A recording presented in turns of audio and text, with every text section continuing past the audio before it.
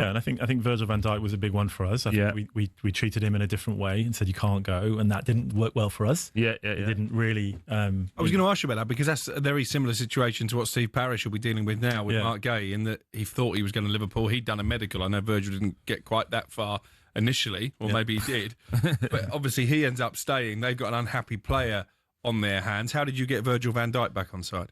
Well, we didn't. I mean, Virgil was fantastic. In my opinion, Virgil trained at 75 and played at 75%, and he was still the best player in the team, if not the league. He's that good. He didn't cause us any problems. He never said a single bad word to anyone, but he wanted to go, and therefore it wasn't effective for us to keep the player, I don't think. You did keep him for 6 months. Kept him till January. It wasn't good for the squad. It wasn't good for the environment. But again, to be clear, Virgil never said one negative word to anybody. Why did you do it? Why did you keep him? Because we felt at the time that we could get more if he stayed. He'd had a bad injury. I think he'd been out for 9 months or something, 6 months, and therefore we felt he owed us, which is embarrassing now I think back to it.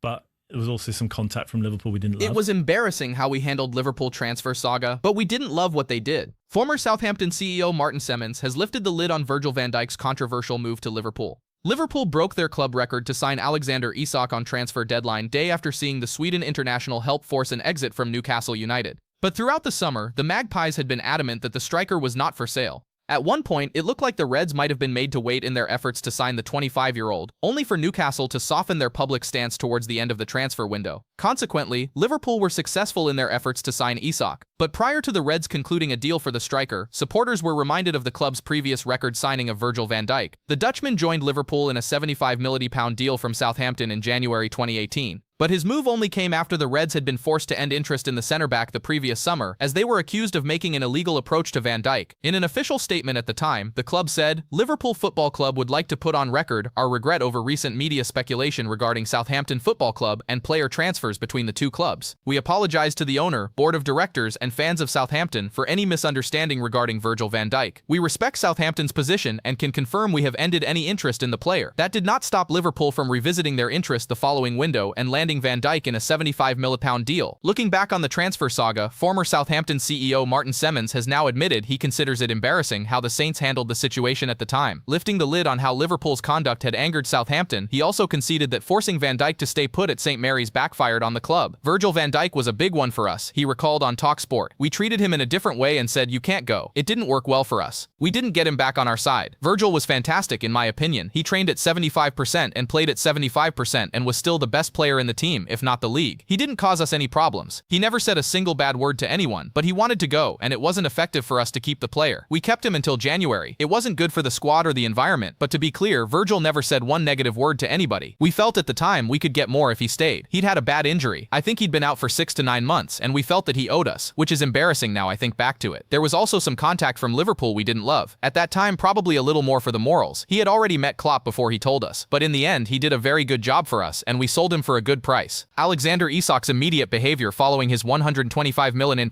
move from Newcastle United to Liverpool speaks volumes. The 25-year-old had been the central piece of the summer's most dramatic transfer saga, which concluded late on deadline day. The Reds shelled out a British record £125 million for Isak, but hope this will be money well spent if the striker is able to match his goal-scoring rate for his former club. Isak registered 62 goals in 109 appearances in all competitions for Newcastle, but he was most deadly in the Premier League with 1 goal averaged every 1.5 matches. Isak has scored 4 times against Liverpool in that period, including what turned out to be the winning strike in last season's Carabao Cup final at Wembley Stadium. Making such a contribution to Newcastle's first major trophy success in 56 years was enough to earn him instant hero status on Tyneside, though this looks to have been stripped away following weeks spent over the summer trying to force a transfer to Liverpool. It began with Isak not traveling on his former club's pre-season tour of the Far East due to injury, only to venture to Spain on his own and train at the facilities of Real Sociedad. He eventually reconvened with Eddie Howe, but reportedly refused to play for the Magpies again and was made to train alone. When little progress was being made on his exit in mid-August, the player took it upon himself to pen a social media statement accusing Newcastle of broken promises, demanding a move was of best interest for all involved without actually submitting a formal transfer request. It left a sour taste on Tyneside by the time it came to deadline day. But with that now in the past, Isak is straight down to work for his new club. Arne Slot's new signing had been with the Swedish national team over the break in club football immediately after completing his transfer. He played his first minutes of football in over 3 months as a second-half substitute, over 1,300 kilometers away from Liverpool in Pristina, as his country lost 2-0 to Kosovo in FIFA World Cup qualifying. Less than 48 hours later, Isak was the only Red Star to have featured over the international break to report for the club's first training session building up to this weekend's fixture against Burnley at Turf Moor. Footage from Wednesday showed Isak settling into his new surroundings, meeting his his new colleagues and displaying the finishing prowess that tempted Liverpool into break the bank for his services. There will be 7 matches in a 21-day period for the new recruit to continue to make a good first impression. This contrast in conduct between his final weeks at Newcastle and now also means Isak is quickly proving pundits wrong. Former Manchester United and England forward Wayne Rooney is one of those, as last month he warned, also for the team who's trying to sign him. Obviously it looks like Liverpool who's trying to sign him. You have to wonder if that's the sort of player you want. A player who is going to desert his teammates, who's going to walk away from a huge football club. Alexander Isak back to clinch prestigious award before even kicking a ball for Liverpool. Alexander Isak's long-awaited debut for Liverpool could be just around the corner. It was the transfer saga of the summer, with Isak going on strike from former employers Newcastle United to force through the record-breaking £125 million move. That's a lot of pressure on the Sweden international's shoulders, ranked at no. 4 in 442's list of the best strikers in the world right now. But the bookies are backing him to hit the ground running. The 25-year-old has now had his first training session with his new teammates following the end of the international break, where Isak linked up with Sweden for games against Slovenia and Kosovo. He's now eyeing a potential debut, as the Reds travel to Burnley in the Premier League this weekend. Surrounded by such drama and expectation, it might be expected that Isak would need some time to settle in, but the bookies have him down to make an instant impact this season. At William Hill, the Swede has joined Erling Haaland and Mohamed Salah as the joint 8-1 favorite to lift this season's PFA Player of the Year award, despite his delayed start to the campaign. In a further vote of confidence, the odds makers have him at just 8-11 to score on his Liverpool debut and 10-11 to outscore Salah in the league this season. There's plenty of excitement to watch how Isak gets on, outside St James's Park that is, and it's clear the bookies are backing it to go pretty well. The stage could not be better set for Isak to kick on, playing for the Premier League champions, under a manager who's now done it before, around players like Salah, Hugo Ekitike, Florian Wirtz and Alexis Mac Allister. It all feels a little too good to be true, doesn't it? Football has a habit of throwing up surprises, and while 442 believes Isak will do well this season, we expect there might be an adjustment period for the Swede, and Liverpool as a whole, before everything comes together. Isak is valued at £120 million according to Transfermarkt. Liverpool next travel to Burnley, when Premier League action returns this weekend.